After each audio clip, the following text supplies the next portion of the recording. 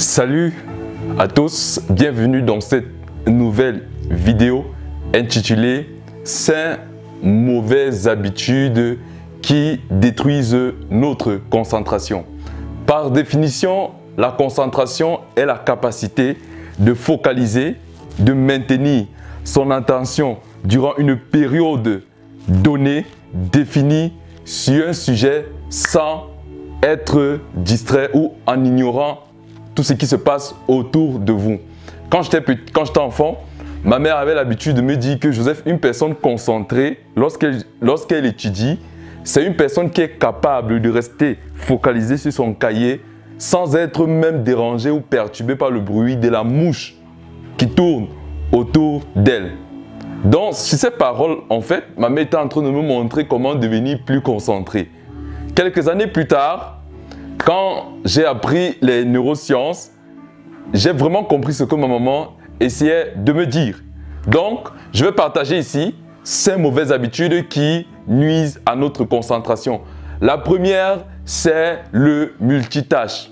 Aujourd'hui, dans ce monde digital, dans ce monde moderne, dans ce monde rempli de technologies, nous avons tous tendance en fait à vouloir faire plusieurs choses à la fois.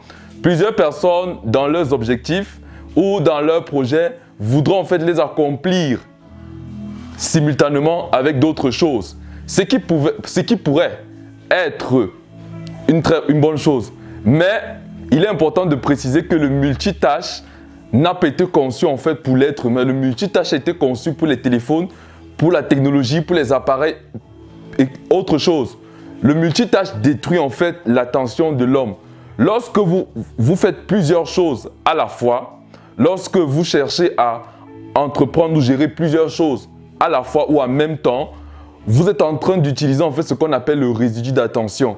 Ça veut dire quoi? Pendant que vous êtes sur A, B ou C, votre attention en fait ne peut pas se déplacer sur les 3 choses en même temps. Donc qu'est-ce qu'elle fait? Elle se divise. Et plus elle se divise, plus elle perd de sa capacité. C'est pourquoi vous allez remarquer que les personnes qui ont l'habitude de vouloir toujours faire plusieurs choses à la fois, font premièrement beaucoup d'erreurs, se trompent parfois même sur leurs résultats. Et plusieurs études en fait démontrent que le multitâche nuit à la concentration, à l'attention de notre cerveau. La deuxième habitude, c'est la légèreté et la négligence. Quand j'étais enfant, en fait, mon papa avait l'habitude de me dire que Joseph, après être posé, tu n'es pas concentré parce que tu veux toujours faire les choses avec précipitation.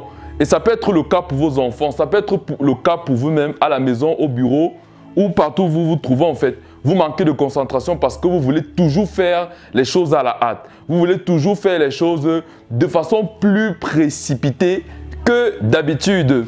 Vous commencez quelque chose, vous voulez terminer entièrement là. Aujourd'hui, on appelle en fait cette génération micro-ondes parce qu'ils veulent tout tout maintenant en fait. Or, lorsque vous êtes pressé, lorsque vous êtes négligent par rapport à ce que vous faites, vous manquez de concentration. Cette chose ne captive pas votre attention parce que vous n'y trouvez pas d'intérêt. Donc, vous faites le travail de votre boss avec légèreté, vous rangez votre maison avec légèreté, vous négligez en fait même de prendre soin de vos enfants et de ceux qui vous sont chers. En le faisant, vous détruisez en fait votre concentration. La troisième habitude qui nuit à notre concentration, c'est la surcharge digitale. Aujourd'hui, avec l'abondance des réseaux sociaux, avec l'abondance en fait des médias sur Internet, nous avons tous tendance en fait à toujours être en train de swiper, en train de bouger en fait quelque chose là, ou de toujours retenir notre téléphone. Et parfois en fait, nous y plaisons. Nous plaisons dans cette génération. Mais le danger avec ça, c'est que la surcharge digitale ou l'excès en fait d'Internet, du téléphone détruit votre concentration. Lorsque vous êtes sur votre plongé dans votre téléphone, votre cerveau passe en mode off. Votre cerveau passe en mode passivité. Donc, pour lui, il se dit, bon, je n'ai aucun effort à fournir, je n'ai pas besoin d'être concentré. Je passe maintenant en pilote automatique et ma concentration doit s'endormir. Donc, du coup, vous vous entraînez à à être distrait. Vous quittez de Facebook, vous partez sur YouTube, vous quittez de YouTube, vous partez sur Instagram, vous quittez Instagram, vous partez sur Twitter, ainsi de suite. Et c'est comme ça que vous entraînez régulièrement votre cerveau à être distrait. Moindre chose en fait, vous êtes constamment distrait.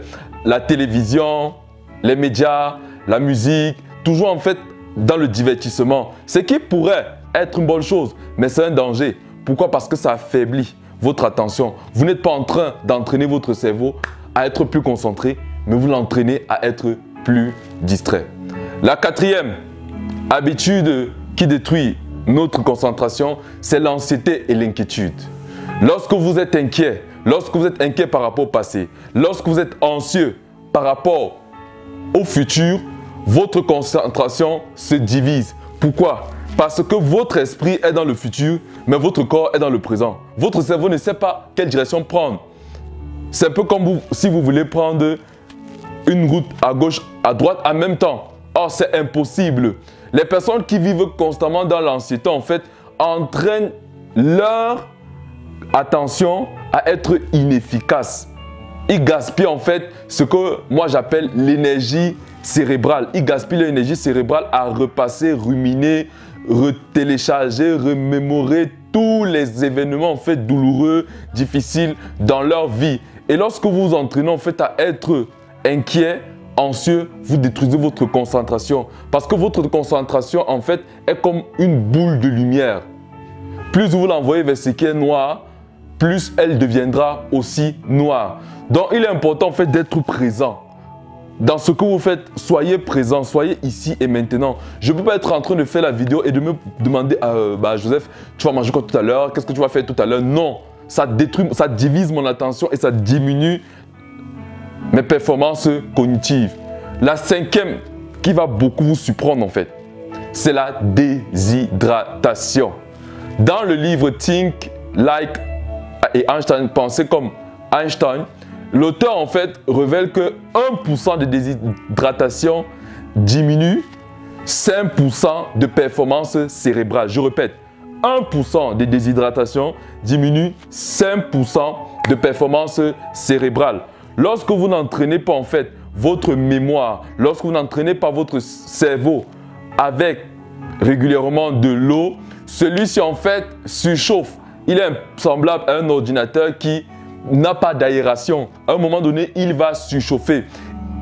Il n'est pas à ignorer que votre cerveau contient 80% d'eau, est constitué de 80% d'eau en fait. Donc vraiment ce que vous avez besoin pour entretenir votre cerveau, c'est continuellement vous hydrater. Dans les périodes de saison sèche, dans les périodes d'hiver, d'automne, je ne sais pas quoi en fait, vous devez constamment être en train de boire de l'eau. Quand vous partez à l'école le matin, buvez de l'eau. Quand vous voulez faire une tâche importante, buvez de l'eau parce que vous donnez en fait du carburant, vous donnez en fait du réchauffant, quelque chose qui va atténuer en fait la surcharge de votre cerveau. Donc, face à ces habitudes en fait, moi je vous recommande d'apprendre à faire une chose à la fois, d'apprendre à être ici et maintenant présent, c'est-à-dire présent, d'apprendre à prendre au sérieux ce que vous faites. Éliminez la négligence et la légèreté. Faites quelque chose, faites les choses de tout votre cœur comme si cela était pour vous-même. Ensuite, prenez des moments au cours de la journée où vous mettez votre téléphone de côté et vous utilisez en fait votre cerveau pour penser, pour réfléchir et pour innover. Donc,